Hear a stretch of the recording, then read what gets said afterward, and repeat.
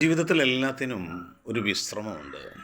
വിശ്രമമില്ലാത്തത് നമ്മുടെ ചിന്തകൾക്കാണ്. നമ്മുടെ ചിന്ത ഉറക്കത്തിലും ചിന്തകളിലേക്ക് സ്വപ്നങ്ങളായിട്ട് രൂപപ്പെടാറുണ്ട്. പലപ്പോഴും അമിതമായ ചിന്ത വലിയ മാനസിക സംഘർഷങ്ങളിലേക്കാണ് കൊണ്ടെത്തിക്കുന്നത്.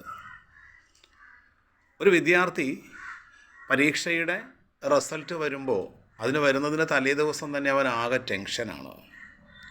തൻ്റെ നമ്പർ മൊബൈലിലേക്ക് ടൈപ്പ് ചെയ്ത് തൻ്റെ റിസൾട്ടിന് വേണ്ടി കാത്തിരിക്കുമ്പോൾ ആ ഇൻ്റർനെറ്റിൽ അതിങ്ങനെ കറങ്ങുന്ന ഒരു സമയം അവനാകെ ടെൻഷനാണ്. അവൻ്റെ ഹൃദയം ഇളകി മറിഞ്ഞുകൊണ്ടിരിക്കും. എന്താണ് എൻ്റെ അവസ്ഥ?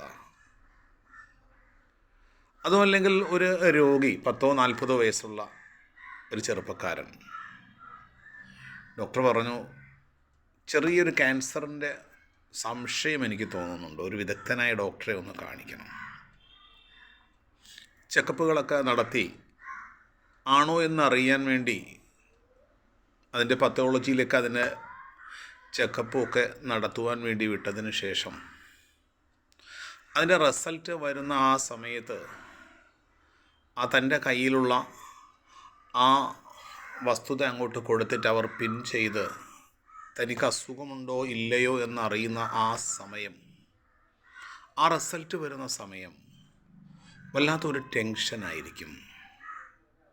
നമ്മുടെ ജീവിതത്തിൽ നാം ആലോചിക്കേണ്ടത്, നമ്മുടെ ജീവിതത്തിലെല്ലാം സംവിധാനിച്ചു വച്ചിരിക്കുന്നത് ദൈവം അത് എഴുതപ്പെട്ടതാണ്. പലപ്പോഴും പലർക്കും മരണഭയമാണ്, വാഹനം ഓടിച്ചു പോകാൻ ഭയമാണ്. ഈ ഭയം ഒരു കണക്കിന് നല്ലതാണ്. സത്യത്തിൽ ഈ ഭയമുള്ള സമയത്ത് വാഹനത്തിൽ അപകടങ്ങളോ പ്രശ്നങ്ങളോ ഒന്നും ഉണ്ടാകില്ല.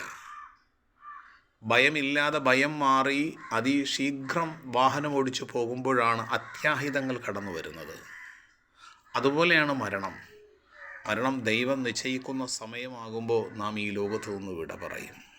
നമ്മൾ എത്ര തന്നെ ശ്രദ്ധിച്ച് വണ്ടി ഓടിച്ചാലും അശ്രദ്ധമായി ഒരാൾ വന്ന് നമ്മെ ഇടിച്ചാൽ നമ്മൾ മരണപ്പെട്ടു പോകും.